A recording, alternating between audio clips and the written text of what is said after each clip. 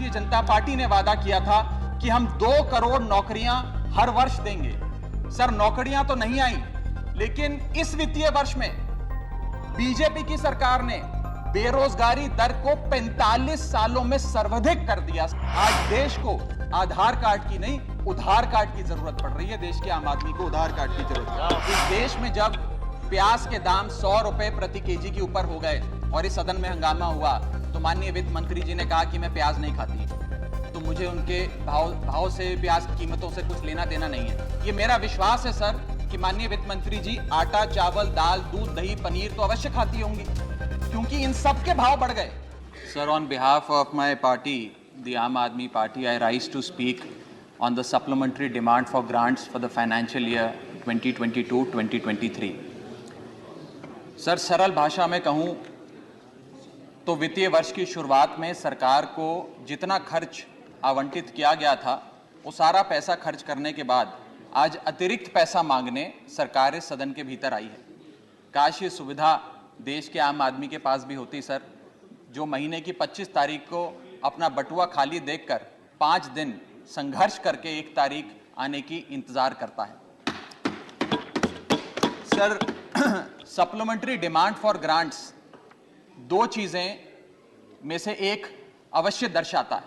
पहली चीज, क्योंकि सरकार को अतिरिक्त पैसे की जरूरत पड़ी, तो पहली चीज यह है कि जब वित्तीय वर्ष की शुरुआत में सरकार को पैसा चाहिए था, तो सरकार ने अपना जो वित्तीय बजट था उसे अंडर एस्टिमेट कर प्रेजेंट किया, ताकि वित्तीय घाटे को सुंदर करके उसका सौंदर्यकरण करके दिखाया जाए। अगर यह नहीं है तो दूसरी स्थिति अवश्य होगी कि सरकार ने अपना बजट पूरी तरीके से मिसमैनेज कर दिया।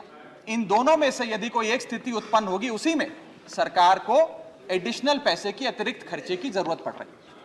सर, अतिरिक्त पैसे के लिए सरकार इस सदन के सामने आई है, कोई बात नहीं सर, उस पर चर्चा होगी, लेकिन चर्चा 2 और विषयों पर होनी चाहिए।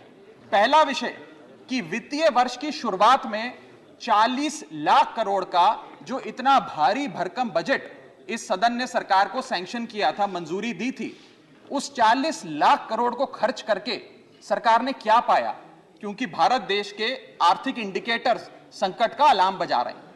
और दूसरा, आज से 2-3 महीने बाद यहां से 100 मीटर दूर नॉर्थ ब्लॉक में जहां आने वाले वित्तीय वर्ष का बजट बन रहा है, आज ये बहस मैं चाहूंगा आने वाले वित्तीय वर्ष के बजट की भी नींव रखे।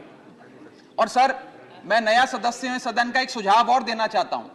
हम सारे लोग बजट पे चर्चा उसी समय करते हैं जब बजट प्रस्तुत किया जाता है। हमें सदन में 2 बार बजट पे चर्चा करनी चाहिए। एक बार जब बजट प्रस्तुत हो, और विंटर सेशन में 7-8 महीने बीतने के बाद कि उस बजट से देश को हासिल क्या हुआ, मिला क्या, कितनी नौकरियां मिली, क्या बेरोजगारी की दर है, कितनी महंगाई कम है। सर, आज सरकार 3,25,757 करोड़ मांगने इस सदन के भीतर आई है। मैं माननीय वित्त मंत्री जी का ध्यान, ये पैसे सैंक्शन करने से पहले और सदन का ध्यान इस पैसे को अनुमति देने से पहले 8 बड़ी बीमारियां जिससे आज भारत देश की अर्थव्यवस्था पीड़ित है, बीमार है, उसकी तरफ करना चाहता हूं। पहली बीमारी है सर बेरोजगारी। इस सरकार ने चुनावों से पहले वादा किया था, भारतीय जनता पार्टी ने वादा किया था कि हम 2 करोड़ नौकरियां हर वर्ष देंगे। सर, नौकरियां तो नहीं आई, लेकिन इस वित्तीय वर्ष में बीजेपी की सरकार ने बेरोजगारी दर को 45 सालों में सर्वाधिक कर दिया। सर, 45 ईयर हाई पे अनएम्प्लॉयमेंट रेट कर दिया। सर, 2014 में जब बीजेपी की सरकार बनी थी, 2014 में जब इनकी सरकार बनी थी, तब देश का बेरोजगारी दर 4.9% था। जब इनकी सरकार बनी थी तो बेरोजगारी दर 4.9% था। आज 8 साल बाद 2022 में ये बेरोजगारी दर 4.9% से बढ़कर 8% पे आ गया है। 8%। और ये तो ऑर्गेनाइज सेक्टर की बेरोजगारी है। अनऑर्गेनाइज सेक्टर के जॉब लॉसेस, एमएसएमई के कारखाने कितने बंद हो गए, उनका घर बिक गया, कारखाने बंद हो गए, उसका तो हिसाब ही सरकार के पास नहीं है।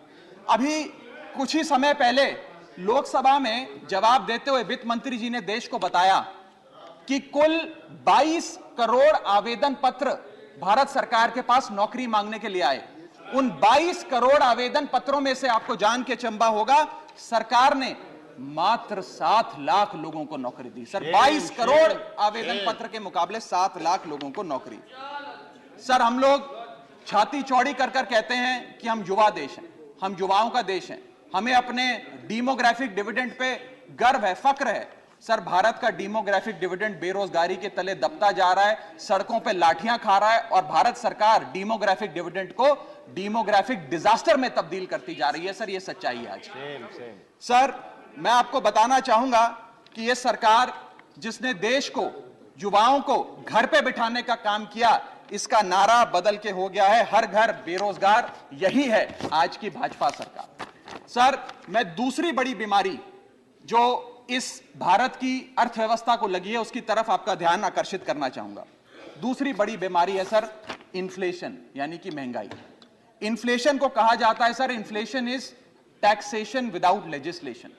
वो महंगाई जो सरकार कानून लाए बिना जनता पे थोप देती है। सर, आज भारत की महंगाई इस वित्तीय वर्ष में 30 सालों में सर्वाधिक थी सर, 30 ईयर हाई पे, जहां भारत की थोक महंगाई 12 से 15% के आसपास घूम रही है और खुदरा महंगाई 6 से 8% के आसपास घूम रही है। वादा किया था सर आय बढ़ाने का, आय तो बढ़ी नहीं, महंगाई बढ़ गई। और सर, बढ़ती महंगाई और घटती कमाई के चलते आज देश को आधार कार्ड की नहीं, उधार कार्ड की जरूरत पड़ रही है। देश के आम आदमी को उधार कार्ड की जरूरत है। और सर, आज इस बहस को सुन रहे भारत देश के करोड़ों लोगों को मैं कहना चाहूंगा कि यह सरकार आप सबको गरीब कर रही है। गरीब सिर्फ वो नहीं सर जो सड़क पे कटोरा लेकर भीख मांग रहा है, हम सब गरीब हो रहे हैं। गरीब इसलिए हो रहे हैं कि हमारी आमदनी नहीं बढ़ रही, लेकिन महंगाई बढ़ती जा रही है। सर, मैं उदाहरण देता हूं, एक शख्स जो 20,000 रुपए महीने के कमाता था और 18,000 रुपए खर्च करता था, वो महीने का 2,000 रुपए बचाता था। आज उसकी आमदनी 20 की 20 है, 20,000 है, लेकिन खर्चा 18,000 से बढ़कर 25,000 करोड़ हो गया। यानी कि 20,000 की आमदनी, 25,000 का खर्च, 5,000 रुपए की नुकसान का खामियाजा का कर्जा देश का एक एक आदमी भुगत रहा है। सर, मैं बताना चाहूंगा, सुनिए मेरी बात ध्यान से। जब 2014 में महंगाई का आलम देखिए सर, 2014 में जब यह सरकार बनी थी तो पेट्रोल 55 रुपए प्रति लीटर पे बिकता था। आज पेट्रोल 100 रुपए प्रति लीटर पे बिकता है। डीजल 45 लीटर पे बिकता था, 45 रुपए प्रति लीटर, वो डीजल आज 90 रुपए प्रति लीटर पे बिक रहा है। सर, एक गैस का सिलेंडर 400 रुपए का मिलता था बाजार में 2014 में जब इनकी सरकार आई थी, आज वो गैस का सिलेंडर 1100 रुपए का हो गया सर, 1100 रुपए का। दूध 1 लीटर 36 रुपए का मिलता था, दूध आज 60 रुपए प्रति लीटर हो गया है। और सर, सीएनजी 40 रुपए प्रति यूनिट प्रति केजी मिला करती थी, आज वो सीएनजी 80 रुपए प्रति यूनिट मिलती है सर। इस सदन में सर, जब प्याज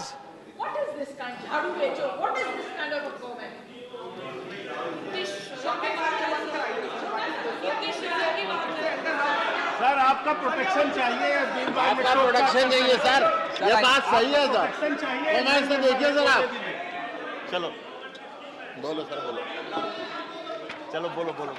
sir sir sir sir sir, जब देश में, I am not yielding, but sir, इस देश में जब प्याज के दाम 100 रुपए प्रति केजी के ऊपर हो गए और इस सदन में हंगामा हुआ, तो माननीय वित्त मंत्री जी ने कहा कि मैं प्याज नहीं खाती, तो मुझे उनके भाव से, प्याज की कीमतों से कुछ लेना देना नहीं है। ये मेरा विश्वास है सर कि माननीय वित्त मंत्री जी आटा, चावल, दाल, दूध, दही, पनीर तो अवश्य खाती होंगी, क्योंकि इन सब के भाव बढ़ गए। जीएसटी लगा लगा के इन्होंने देश की थालीनॉमिक्स, फूड इन्फ्लेशन को बिगाड़ दिया। आटा, दाल, चावल, दूध, दही, सबके रेट आज स्काई रॉकेटिंग है सर, आसमान छू रहे हैं। और भारत की फूड इन्फ्लेशन 10% से लेकर 17% के बीच पूरे वित्तीय वर्ष में मंडरा रही है। ये हालात हैं सर भारत की थालीनॉमिक्स की।